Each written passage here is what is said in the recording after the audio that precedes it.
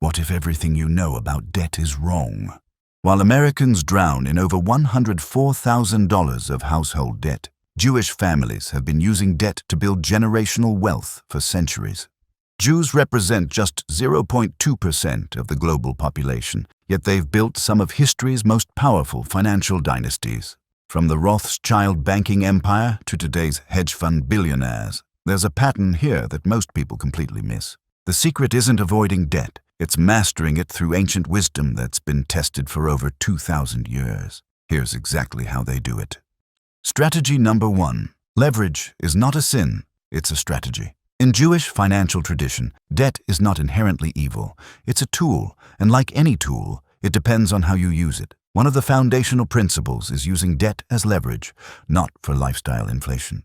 Unlike the average borrower who takes loans to buy depreciating assets, like cars or luxury items, many Jewish entrepreneurs use debt to acquire appreciating or income-generating assets such as real estate, equipment for a business, or capital for a profitable venture. This mindset reflects a deep understanding of risk versus reward. In fact, in the Talmud, it's written that one who increases property increases worry, but also one who does not take a risk never profits.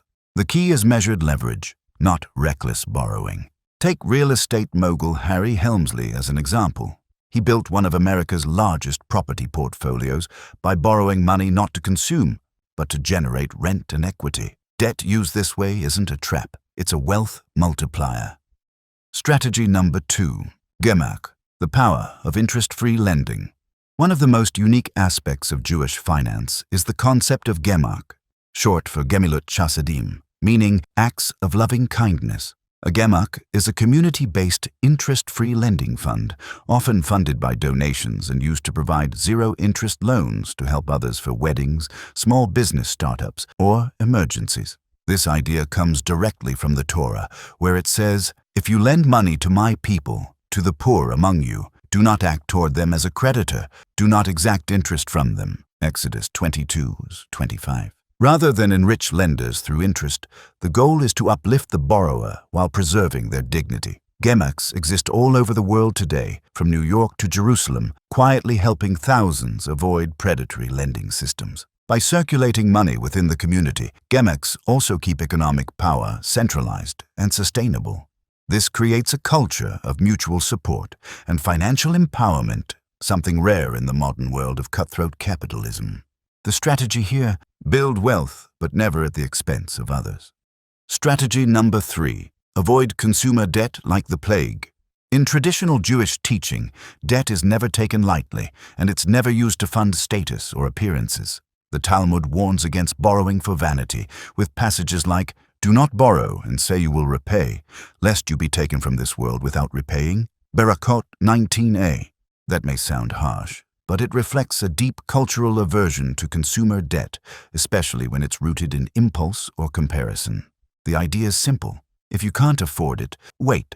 Compare that with today's society, where buy now, pay later schemes are marketed to teenagers, and it's socially acceptable to finance everything from smartphones to sneakers. In contrast, Jewish tradition encourages delayed gratification, a trait heavily linked with long-term success in numerous psychological studies. This cultural boundary keeps families from falling into traps that destroy wealth.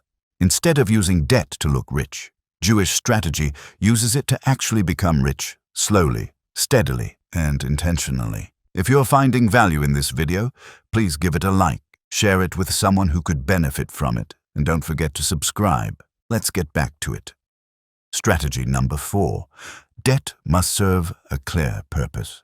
One principle you'll hear again and again in Jewish finance is intentionality. In Hebrew, this is called kavanah, which means the mindset of doing something with clarity and purpose.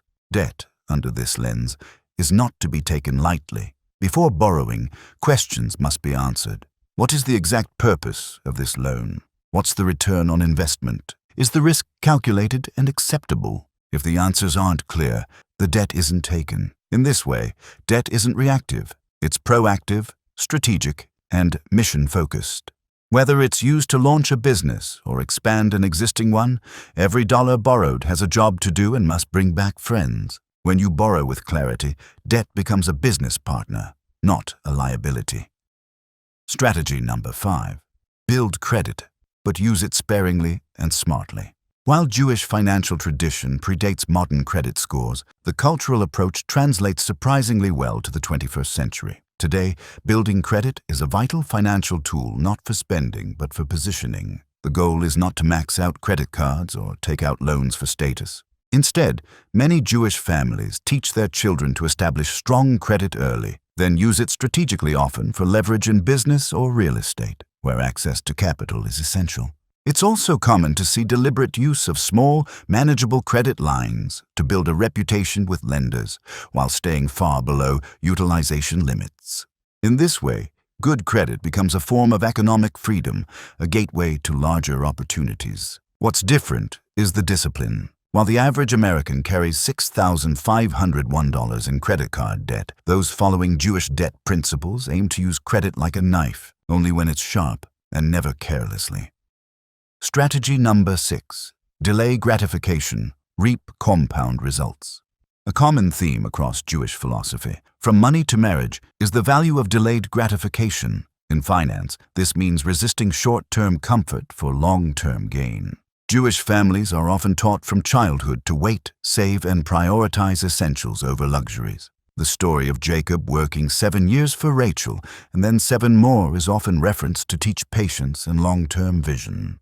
This value is especially relevant in the context of debt. Instead of borrowing to satisfy a momentary desire, Jewish tradition leans toward saving first, borrowing only when the upside outweighs the cost. That's why many Jewish business people will delay expansion until the right opportunity arises, instead of rushing in and drowning in unnecessary liabilities. This mindset cultivates both financial stability and mental discipline, a sharp contrast to the impulsive culture of "I want it now." In a world driven by credit-fueled gratification, this ancient strategy is revolutionary. By the way, which of these strategies would you actually apply today? Drop a quick comment below and share this video with someone struggling with debt. You might just change their life. Strategy number 7. Use debt to uplift, not oppress. The final and perhaps most powerful principle: debt should serve others, not enslave them. Jewish texts are filled with laws about lending ethically. The Torah prohibits charging interest to fellow Jews, Deuteronomy 23:20, and the Talmud adds numerous protections for borrowers.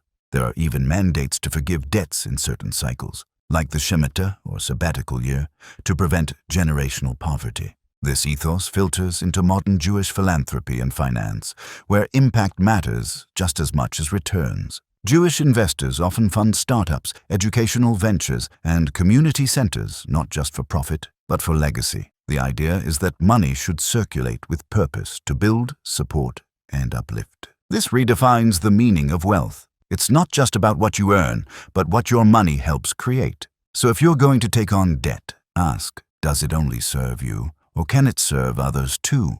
That's where ancient wisdom becomes timeless power. Debt isn't the enemy. Ignorance is. Look, here's the truth no one teaches in school. Debt is neutral. It's not good or bad. It simply amplifies your mindset. Jewish families approach debt like a surgeon approaches a scalpel, with precision, caution, and purpose.